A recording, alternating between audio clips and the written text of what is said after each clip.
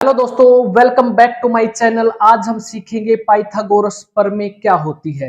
8वीं class, 9वीं class और 10वीं क्लास में आपको पाइथागोरस प्रमेय से रिलेटेड क्वेश्चन देखने को मिलेंगे और कॉम्पिटिटिव एग्जाम में भी इसकी बहुत ज्यादा इंपॉर्टेंस होती है।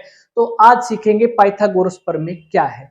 तो पाइथागोरस जी ने कहा था, जब भी हम एक राइट एंगल ट्रायंगल यानी कि एक समकोण त्रिभुज ड्रा करते हैं तो उसमें एक जो कर्ण कहते हैं, ये बड़ी भुजा होती है। इन दोनों भुजाओं से सबसे बड़ी भुजा होगी जिसको हम कर्ण कहते हैं। तो पता कैसे चलेगा कि उसमें बड़ी भुजा कौन सी है। तो यहाँ पर एक राइट एंगल ट्रायंगल मैंने ड्रा की है, तो आपको पता लगाना है कि बड़ी भुजा कौन सी है। तो 90 डिग्री के एंगल के सामने वाली भुजा आपकी सबसे बड़ी भुजा होगी और इसको हम क्या कहेंगे, कर्ण कहते हैं। कर्ण, इसको एच से भी डिनोट करते हैं, हाइपोटेन्यूस।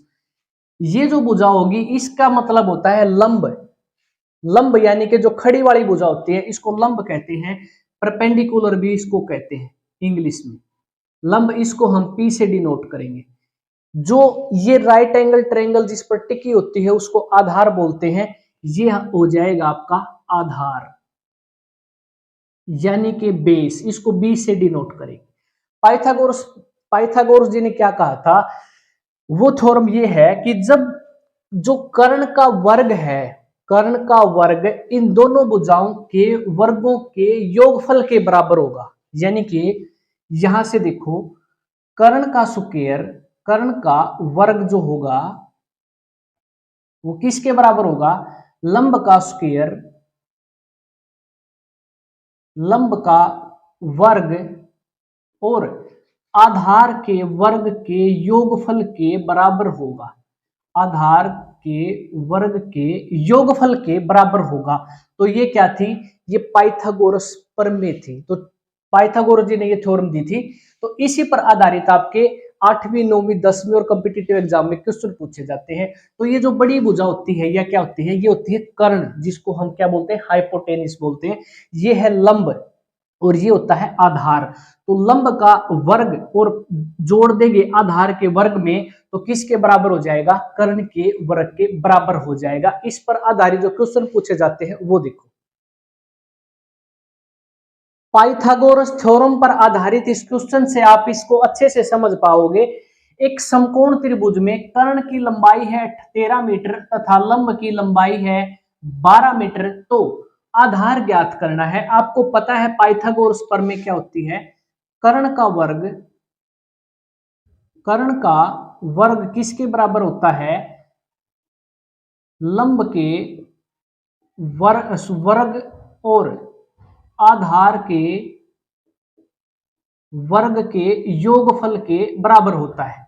कर्ण है 13 मीटर, तो यहां लिखेंगे 13 और इसका वर्ग कर देंगे। लंब कितना है 12 मीटर, तो यहां लिखेंगे 12 और इसका वर्ग कर देंगे प्लस ये बच जाएगा आधार का वर्ग।